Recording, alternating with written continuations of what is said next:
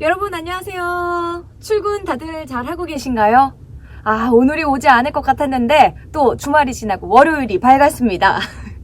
오늘 새벽에 출근을 해서 그동안 휴가 동안 쉬었던 선배랑 이야기를 나누면서 왜 우리는 새벽에 출근을 해서 오늘을 즐기지 못하는가 이렇게 좀 신세 한탄을 하면서 이번 주를 시작하게 됐습니다. 하지만 다음 주면은 또 추석이 있잖아요. 저뿐만이 아니라 여러분도 추석을 기다리고 있다고 생각합니다. 그래서 다음 주에 추석을 우리가 즐겁게 맞이하려면 또 이번 주를 무사히 잘 보내야 되잖아요. 월요일이 돌아온 건 안타깝지만 그래도 지난 주말 여러분도 재밌는 일들 또 리프레시 하시면서 보냈으리라 생각이 들어요. 그러니까 주말에 재밌었던 기억들 떠올리시면서 오늘 하루도 잘 보내시길 바라겠고요. 또 출근길 뉴스 함께 하시면서 우리 모두 다 열심히 살고 있구나, 으쌰으쌰 하는 공감대가 형성이 됐으면 좋겠습니다. 그러면 출근길 뉴스 지금 시작할게요.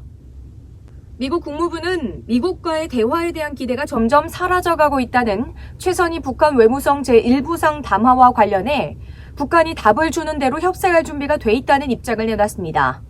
미국과 중국이 예고한 대로 1일부터 상대국 상품에 추가 관세를 부과하며 무역 전쟁의 골이 더욱더 깊어지고 있습니다. 도널드 트럼프 미국 대통령은 9월 1일부터 중국산 수입품 일부에 대해 15%의 추가 관세를 예정대로 부과하되 중국과의 무역 협상은 계속 진행하겠다는 입장을 밝혔습니다. 현지 시간 31일 미국 텍사스 서부의 미들랜드와 오데사에서 총격 사건이 발생해 최소 5명이 숨지고 21명이 다쳤습니다.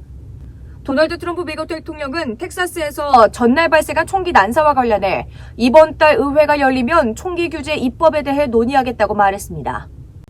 범죄인 인도법, 소관법 완전 철폐와 행정장관 직선제 등을 요구하는 홍콩 시위대와 정부 간 갈등이 계속 격화하고 있습니다. 보리스 존슨 영국 총리가 노딜 브렉시트를 가로막으려는 집권보수당 내 반란 세력에게 자신과 노동당 제러미 코빈 대표 중 양자택일할 것을 압박했습니다.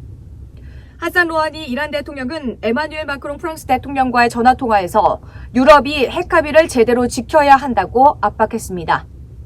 스가 요시히데 일본 관방장관은 징용 피해자에게 배상하라는 한국 대법원 판결을 둘러싼 한일 갈등과 관련해 1965년 한일 청구권 협정이 행정, 입법, 재판소를 포함한 사법과 같은 나라의 온갖 기관을 구속하는 것이 대원칙이라고 주장했습니다. 일본의 한 국회의원이 사회관계망 서비스에 전쟁으로 독도를 되찾자는 망언을 파문이 일고 있습니다. 일본의 수출 규제와 미중 무역전쟁 심화 등 대외 여건 악화 속에 한국 수출이 9개월 연속 감소했습니다.